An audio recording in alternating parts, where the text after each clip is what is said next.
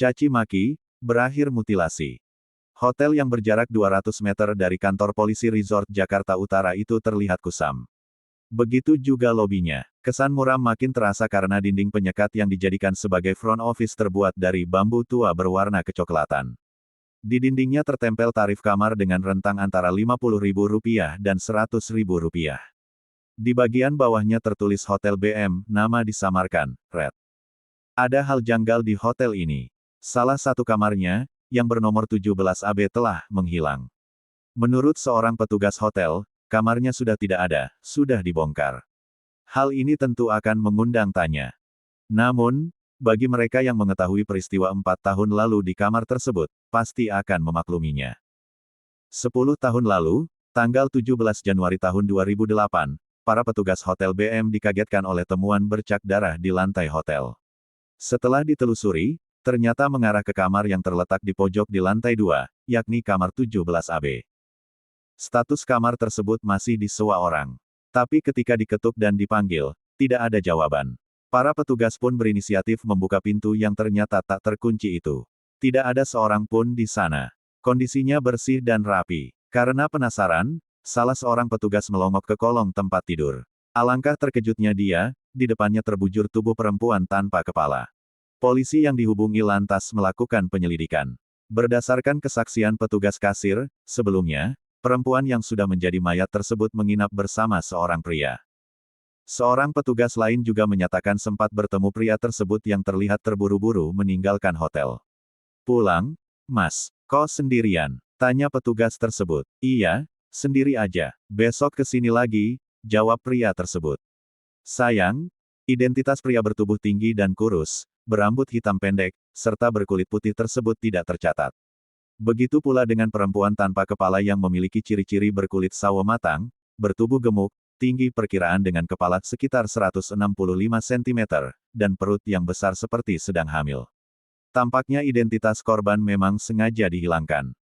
Selang sehari setelah kejadian, di Kelurahan Lagoa, Koja, Jakarta Utara, seorang lelaki tua bernama Muhtarjo kebingungan.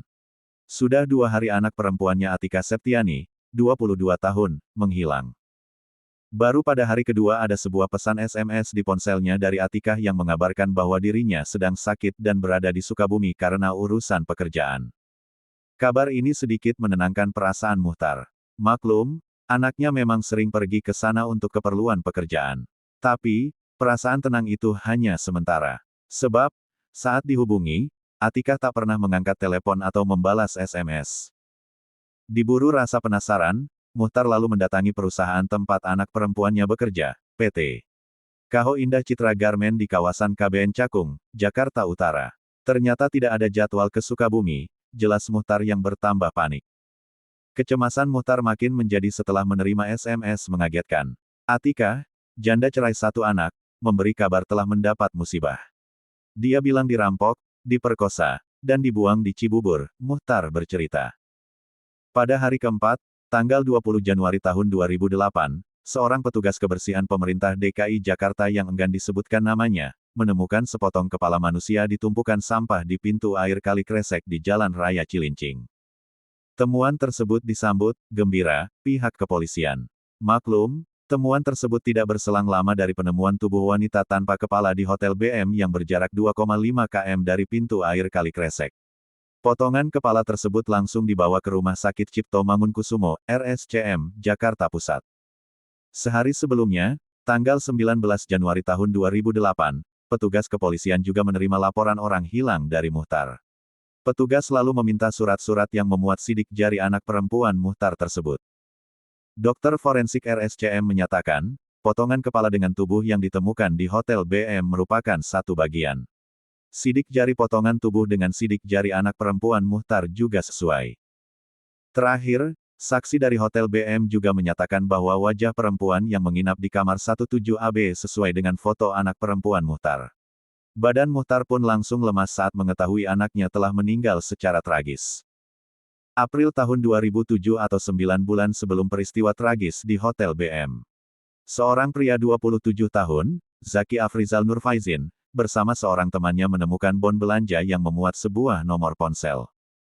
Iseng-iseng, Teman Zaki menghubungi nomor tersebut memakai ponsel Zaki. Dia mengaku sebagai mahasiswa Trisakti jurusan akuntansi dan bekerja sebagai sales marketing di sebuah bank di Jakarta. Pemilik nomor ponsel tersebut seorang perempuan. Hampir tiap malam keduanya mengobrol via ponsel dan saling mencurahkan isi hati. Hingga suatu hari, teman Zaki pulang ke kampung halaman. Tapi perempuan tersebut masih terus menghubungi ponsel Zaki. Meski awalnya cuek, Zaki akhirnya tergoda untuk menjawab panggilan tersebut. Zaki kemudian berpura-pura menjadi temannya. Tak dinyana, dia keterusan dan sampai lupa dengan statusnya yang telah berkeluarga dan dikaruniai satu anak. Komunikasi dua insan yang tidak pernah bertemu tersebut berlangsung 3 bulan. Hingga akhirnya keduanya memutuskan untuk bertemu di Pulau Gadung, Jakarta Timur, pada Juli tahun 2007. Saya janda, Mas, mempunyai anak satu, ujar perempuan yang ternyata bernama Atika Septiani tersebut. Zaki kaget, tapi dia tetap menyembunyikan identitasnya dan terus melanjutkan permainan. Hingga suatu hari mereka berdua sepakat berpacaran. Setelah menjalin asmara selama 3 bulan, Atika mengajak Zaki ke rumahnya untuk diperkenalkan kepada orang tuanya. Melihat keseriusan Atika, Zaki merasa bersalah. Dia lantas mengaku telah memalsu identitas temannya. Hanya saja, kenyataan bahwa dia sudah berkeluarga bahkan sudah memiliki anak masih dirahasiakan. Atika tak mempermasalahkan hal itu. Ya udah, saya terima Mas apa adanya. Yang penting Mas mau nasihati saya dan mau bertukar pikiran, ujarnya. Sebuah penyerahan diri yang membuat mereka semakin dekat. Bahkan, berani melakukan hubungan intim layaknya suami istri tanpa status pernikahan. Akhir 2007, usia hubungan mereka menginjak usia 6 bulan. Atika mulai menginginkan hubungan yang lebih serius dan ingin dinikahi. Zaki pun bingung. Maklum dia sudah punya istri dan anak. Keputusan berat diambil Zaki dengan membeberkan statusnya yang asli. Selama ini saya telah membohongi kamu. Saya orang biasa, dan saya sudah menikah, ujar Zaki. Atika terkejut dan kecewa. Sejak saat itu keduanya jarang berkomunikasi. Sampai suatu ketika Atika mendatangi rumah mertua Zaki. Saya pacarnya Zaki dan saya sedang hamil 3 bulan, ujar Atika saat itu.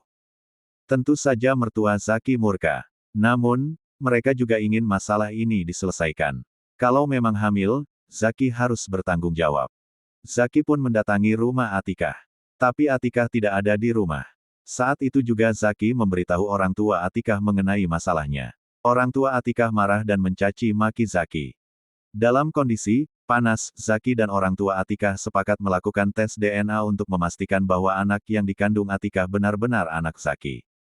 Saat bertemu Atika di tempat kerjanya, Zaki menyatakan niatnya untuk melakukan tes DNA. Entah kecewa atau marah, Atika justru meninggalkan Zaki dengan pergi ke Sukabumi selama 5 hari dengan alasan pekerjaan. Zaki tersinggung. Dia merasa dipermainkan. Apalagi kondisinya saat itu sedang tertekan akibat tuntutan dari orang tuanya, istrinya, mertua, dan orang tua Atika. Dalam kondisi stres Zaki menerima pesan singkat dari teman Atika. Kalau memang jantan, kamu harus berani. Dan kalau benar suka sama Atika, kamu datang ke tempat kerja, isi pesan singkat tersebut. Pesan tersebut langsung dibalas oleh Zaki dan disambut telepon balik oleh Atika. Awalnya percakapan tersebut berlangsung baik. Sayang, di akhir keduanya malah bertengkar. Atika memaki dan mengancam Zaki, selagi saya masih hidup, saya akan cari Mas. Saya akan hancurin keluarga Mas semua. Siang hari, tanggal 17 Januari tahun 2008, kedua sejoli yang sedang berkonflik ini bertemu di halte yang terletak di depan Plaza Koja, Jakarta Utara. Di halte yang berjarak 3 km dari rumah Atika ini mereka kembali bertengkar. Keributan tersebut juga melibatkan istri Zaki yang dihubungi Atika melalui ponsel. Saat itu, Atika memaki-maki istri Zaki. Dengan pikiran yang kalut dan bingung, Zaki mengajak Atika pergi ke hotel. Sekitar pukul 8 malam, mereka tiba di Hotel BM. Di dalam kamar 17AB, Atika kembali meminta pertanggungjawaban Zaki. Mas, perut saya makin besar. Saya mau nikah tanpa janin dan minta duit untuk menggugurkan kandungan, pinta Atika. Ketegangan sempat mereda ketika mereka mulai saling mengungkapkan perasaan sayang. Bahkan keduanya sempat akan melakukan hubungan badan. Hanya saja, akhirnya Zaki mengetahui bahwa saat itu Atika sedang menjebaknya. Atika menghubungi ponsel istri Zaki dan membiarkan telepon tersebut tetap tersambung saat mereka bermesraan. Kontan, Zaki meninju rahang Atikah. Mas, matiin saya saja, kalau Mas berani, tantang Atikah kala itu. Zaki pun makin mata gelap. Pisau yang sebelumnya disiapkan untuk mengancam Atikah ditodongkannya.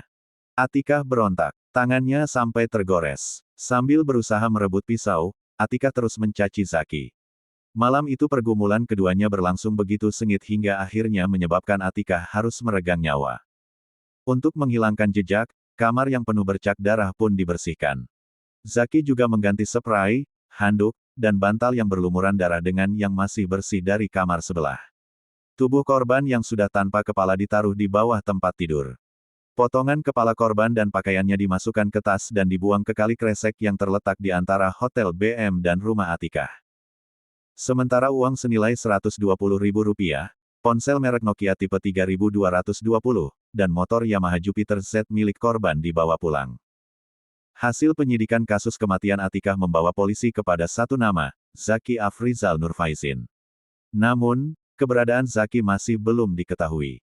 Sampai akhirnya polisi mencoba menelusuri sinyal ponsel Atikah. Ponsel tersebut digunakan Zaki untuk menghindari kecurigaan keluarga Atikah dengan mengirim pesan palsu yang menyatakan bahwa dirinya sedang berada di Sukabumi, serta mengabarkan bahwa telah dirampok, diperkosa, dan dibuang di Cibubur, Depok, Jawa Barat. Akhirnya ponsel tersebut justru menjadi bumerang bagi Zaki karena mempermudah pihak kepolisian melacak keberadaannya. Pada tanggal 22 Januari tahun 2008, atau hanya berselang 5 hari setelah pembunuhan, polisi menangkap Zaki di sebuah kontrakan di Jalan Kota Bambu Utara 2, Palmerah, Jakarta Barat. Kontrakan Zaki diisi oleh sejumlah pedagang nasi goreng, profesi asli Zaki. Di kawasan yang banyak dihuni oleh para penjual makanan seperti bakso atau nasi goreng ini, Zaki dikenal sebagai seorang pria yang alim dan rajin beribadah.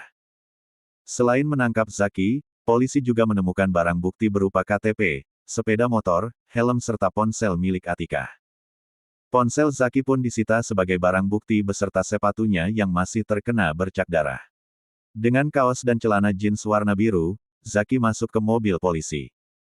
8 bulan kemudian, tepatnya pada tanggal 8 September tahun 2008, Majelis Hakim Pengadilan Negeri Jakarta Utara memvonis bersalah Zaki Afrizal Nurfaizin dan memberinya hukuman penjara seumur hidup.